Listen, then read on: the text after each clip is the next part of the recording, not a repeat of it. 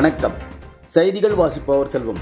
சட்டவிரோத துப்பாக்கிகளை ஒப்படைக்க வலியுறுத்தி வனத்துறை சார்பில் ஓசூரில் இருசக்கர வாகன விழிப்புணர்வு பேரணி. கிருஷ்ணகிரி மாவட்டம் ஓசூரில் சட்டவிரோதமாக துப்பாக்கிகளை வைத்திருப்பவர்கள் அவற்றை ஒப்படைக்க வலியுறுத்தி விழிப்புணர்வினை ஏற்படுத்தும் விதமாக வனத்துறை சார்பில் இருசக்கர வாகன பேரணி நடைபெற்றது. மத்தியில் உள்ள ஓசூர் வன அலுவலகத்தில் வன அலுவலர் கார்த்திகேயனி இருசக்கர வாகன பேரணியை கொடியசைத்து துவங்கி வைத்தார். இந்த பேரணியில் சுமார் 50க்கும் மேற்பட்டோர் வனத்துறையினர் பொதுமக்களிடையே விழிப்புணர்வினை ஏற்படுத்தும் விதமாக துண்டறிக்கைகள் வழங்கப்பட்டு பிரதான சாலைகளின் வழியாக சென்றனர்.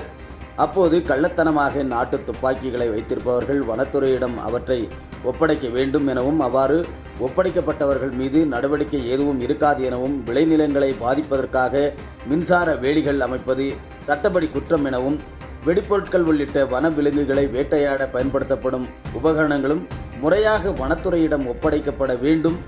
வனவிலங்குகளை வேட்டையாடவோ அல்லது வேறு காரணங்களுக்காகவோ தங்களிடம் கள்ளத்துப்பாக்கி எதுவும் இருப்பின் அதனை வனத்துறையினரிடமோ அல்லது பஞ்சாயத்து தலைவர், கிராம நிர்வாக அலுவலர், வனக்குழு தலைவர் அல்லது ஊர் முக்கியஸ்தாரர் இடம் தாமதமாகவே முன்வந்து ஒப்படைக்க வேண்டும். இல்லையெனில் தாமதமாக ஒப்படைப்பவர்கள் மீது எவ்வித நடவடிக்கையும் வனத்துறை மூலமாக எடுக்கப்படாது என தெரிவிக்கப்பட்டதுடன், தவறினால் சட்டப்படி கடும் நடவடிக்கை மேற்கொள்ளப்படும். 1972 தமிழ்நாடு வன உயிரின சட்டத்தின்படி 7 ஆண்டு வரை சிறை தண்டனை விதிக்கக்கூடிய குற்றமாகும்.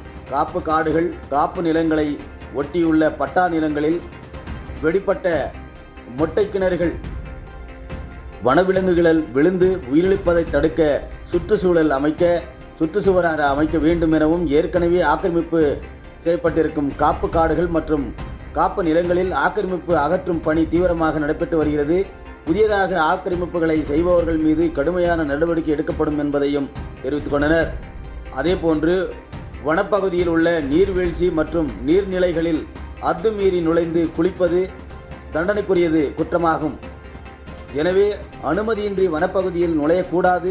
அது மீறி நுழைந்து மது அருந்தக்கூடாது. மது அருந்திவிட்டு வீசி செல்லும் மது குப்பைகளை கண்ணாடி பாட்டில்கள் உடைத்து வனவிலங்குகளுக்கும் காயம் ஏற்பட்டு அதனால் உயிரிழப்பு ஏற்பட வாய்ப்புள்ளது. எனவே வனப்பகுதியில் மது அருந்தினாலோ, புகைப்பிடித்தாலோ, தீப்பிடிக்கும் எந்த ஒரு பொருட்களை எடுத்து சென்றாலோ, வனப்பகுதியில் பிளாஸ்டிக் பொருட்களை பயன்படுத்தினாலோ கடுமையான சட்ட நடவடிக்கை எடுக்கப்படும் என உள்ளிட்ட பல்வேறு விழிப்புணர்வு வசகங்கள் அடங்கிய துண்டு பிரச்சாரங்களை பொதுமக்களுக்கு இடையே வழங்கப்பட்டது.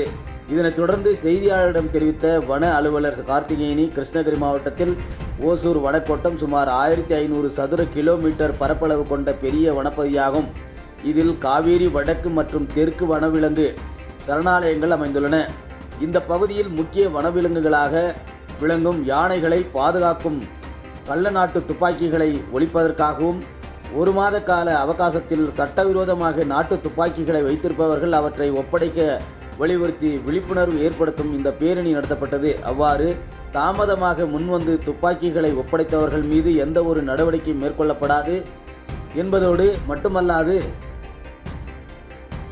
அவகாச காலம் முடிந்த வனத்துறையினர் தேடுதல் வேட்டையில் கள்ளத்துப்பாக்கிகள் இருப்பது கண்டுபிடிக்கப்பட்டால் சட்டப்படி கடும் நடவடிக்கை எடுக்கப்படும் என எச்சரித்தார். ஓசூர் செய்தியாளர் செல்வம். ஒசூர் வனக்கோட்டம் கிருஷ்ணகிரி மாவட்டத்தில் கிட்டத்தட்ட 1500 ஸ்கொயர் கிலோமீட்டர் அளவுள்ள ஒரு பெரிய வனப்பகுதி. அதில் 2 சரணாலயங்கள் இருக்குது. காவேரி வடக்கு வனவுயிரின சரணாலயம், தெற்கு வனவுயிரின சரணாலயம். இந்த 2 சரணாலயங்களில் முக்கியமான விலங்காக யானை விளங்குது.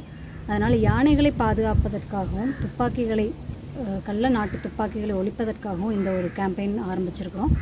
1 மாதம் நம்ம பப்ளிக்கு டைம் கொடுக்குறோம். அந்த 1 மாதத்துக்குள்ளே யாரெல்லாம் கள்ள நாட்டு துப்பாக்கிகள் வச்சுருக்கிறாங்களோ அவங்க தாமாக முன்வந்து ஊர் முக்கியமான அவங்ககிட்ட கொடுக்கறது, இல்லைன்னா ஃபாரஸ்ட் டிபார்ட்மெண்ட் இல்லை போலீஸ் டிபார்ட்மெண்ட்டிட்ட ஏதோ ஒரு கவர்மெண்ட் டிபார்ட்மெண்ட் மூலமாக நமக்கு ஒப்படைக்கணும்னு நம்ம அவேர்னஸ் க்ரியேட் பண்ணுறோம். இதில் எவ்வளோ தூரம் மக்களுக்கு விழிப்புணர்வு நம்ம ஏற்படுத்துகிறோமோ அவ்வளோ தூரம் அந்தளவுக்கு நமக்கு வாலண்டரி சரண்டர் நடந்திருக்குது.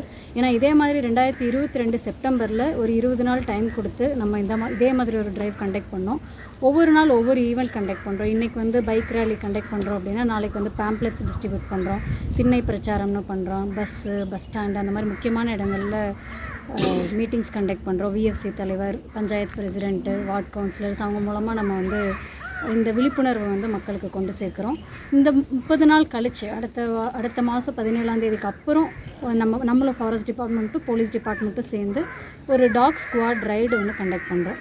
எந்தெந்த வில்லேஜஸில் இந்த மாதிரி இருக்கிறதுக்கு வாய்ப்பு இருக்கோ அங்கே கண்டக்ட் பண்ணி அந்த மாதிரி ஏதாவது கள்ளநாட்டு துப்பாக்கிகள் இருக்கிறது தெரிய வந்தது அப்படின்னா அப்போ கடுமையான நடவடிக்கைகள் வந்து வைல்ட் லைஃப் ப்ரொடெக்ஷன் ஆக்ட் மூலமாக நம்ம எடுக்க போகிறோம், ஆர்ம்ஸ் ஆக்ட் மூலமாகவும் எடுக்க போகிறோம்.